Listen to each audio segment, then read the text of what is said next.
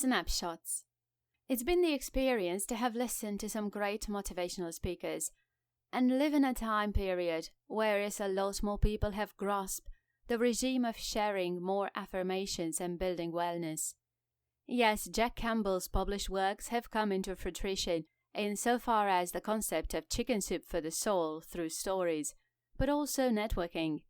As a student in the media and publishing arts for a long-term investment now, a tenure of 25 plus years, the publishing model of Campbell also was an inspiration professionally, as well as a business model, leaving room to read some of the published variety of his book anthologies, a personal commitment towards continuing my own self-development. I recently shared an anthology with my now adult son as follows. I told him to buy an extra large deck of cards and give the deck a name. Own it. The next step is to take the Joker's wild card and put a post-it note on it that says, "What if?" The next step, I told him to deal himself a hand of cards, also putting post-it notes on those extra large cards with events that are going on in his life or have gone on. The exercise purpose, I give credit to listening to Anthony Robbins' motivational speech, Make a Decision, one of which had a very strong impact in my learning and respect for his long publishing and motivationalist career. I've been listening to Robbins since he published Awaken the Giant Within, his earlier motivational tapes that were released in the 1990s. Robbins and Les Brown became a source to recharge my mental aptitude during my undergraduate studies at Indiana University. A great deal of American pastime is sharing stories, the tradition of storytelling, a long past oral tradition in our families and leadership histories. Stories get us through the hardships, self-doubt, and promote team spirit, morale, as well as document our history, just as previous cultures and civilizations used pictures and hieroglyphs as daily affirmations of their history, triumphs, tragedies, and leadership. The latter, leadership, a part of team dynamics, is not only something that has to be supported, but self-motivated, necessitating those affirmative tools and resources we build our character upon. The deck of cards, dealing a hand for yourself, should go over your goals and what avenues were taken or you want to take, how you will approach those goals or what mistakes you recognize as actions you could have taken to reach your objectives. I recently published some work in the Creative Arts for Poetry Therapy, entitled The Imperfect Perfect. Right, we make mistakes and practice on the field or court, developing our skills. The idea in the deck card exercise helps us to put a visual or tangible concept together in sorting out or developing what's referred to as divergent thinking, or our creative minds in problem solving. I won't necessarily limit this to problem solving because it's an organizational tool as well. Some use other methods like a storyboard or whiteboard, or the basic flowchart in getting their goals sorted out. I use the deck of cards in relation to game theory, not video games, but what I learned along the way referred to as real-life games in our everyday lives. Player strategies I associate with watching people play a card game as the deck of cards are dealt throughout the game, and each player builds his or her hand and playing their cards strategically to meet the best strategy for themselves. Why did I name this publication Snapshots?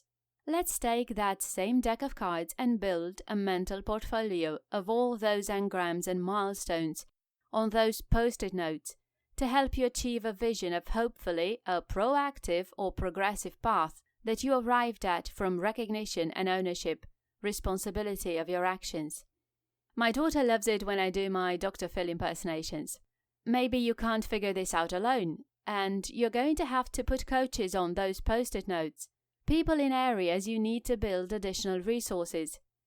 Maybe you're going to have to lay off some people who are on their daily sabotage campaigns.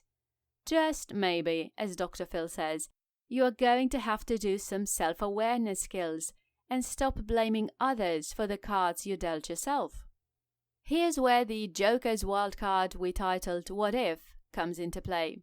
What if I could have played another card? What if I would have asked someone else, gotten another perspective? utilized a professional or someone who had more information on the subject, someone who could build on my team's direction or objectives. A lot of personal characteristics come into play, of such as interpersonal skills.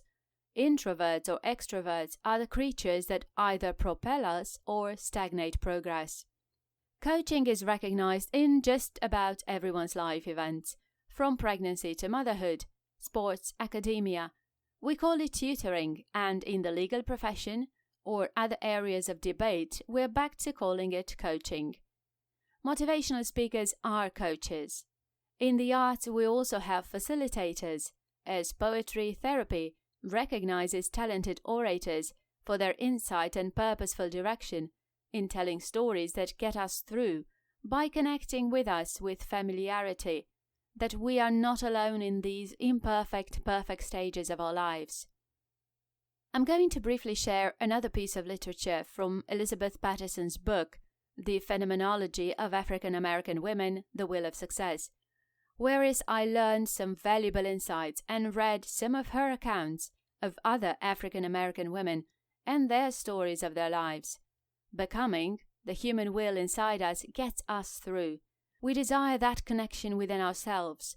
As we recognize, we grow through obstacles, stages, and learn from people, good or bad. Becoming is progression, whether the cards dealt were in favor of what we wanted, or cards that caused an action or change in our lives. Change. What motivates change?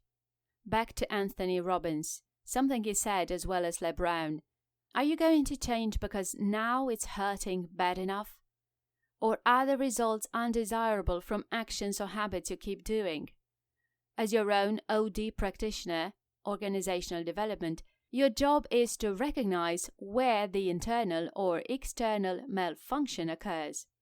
Now, I joked around with someone at one point regarding that term in circles. Whereas we joked about someone malfunctioning in their approach, or a mistake they made that others recognized to be outside of the ordinary gameplay that should have occurred. Something like, "What's his malfunction?" was the joke.